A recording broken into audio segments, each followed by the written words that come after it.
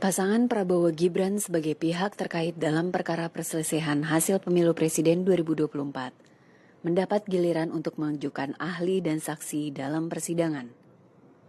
Kepada majelis hakim yang dipimpin Ketua MK Soehartoyo, ahli hukum tata negara Andi Muhammad Asrun menjelaskan, KPU telah melaksanakan ketaatan terhadap norma hukum yaitu putusan MK.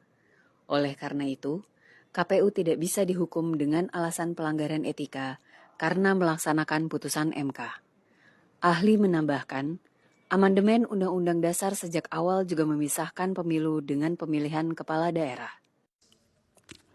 Oleh karena keberbedaan rejim hukum pemilu dan konsekuensi dari putusan atas gugatan pemilu kada dan pemilu nasional, maka tidak bisa diterapkan. Ajas maupun mekanisme serta konsekuensi pemilu kada untuk diterapkan dalam pemilihan presiden ini.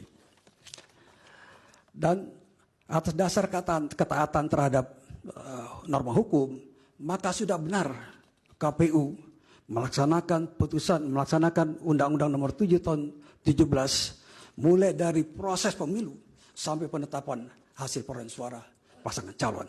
Ahli hukum tata negara Edi Hiarich menegaskan, dirinya konsisten dengan pendapat pada sidang perselisihan hasil pemilu sebelumnya, bahwa Mahkamah Konstitusi tidak berwenang menangani sengketa di luar hasil pemilu.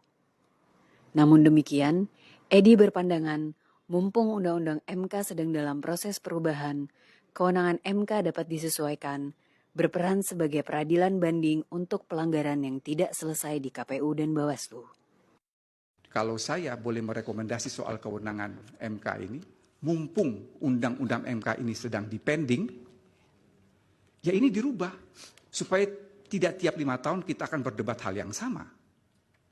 Jangan yang diutak-atik itu hanya batas usia saja.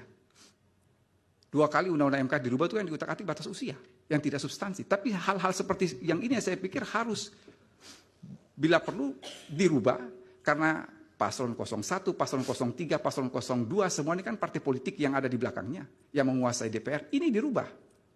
Bisa saja bahwa Mahkamah Konstitusi ini lalu kemudian menjadi seperti pengadilan banding untuk sifat pelanggaran yang mungkin tidak bisa diselesaikan oleh Bawaslu maupun KPU.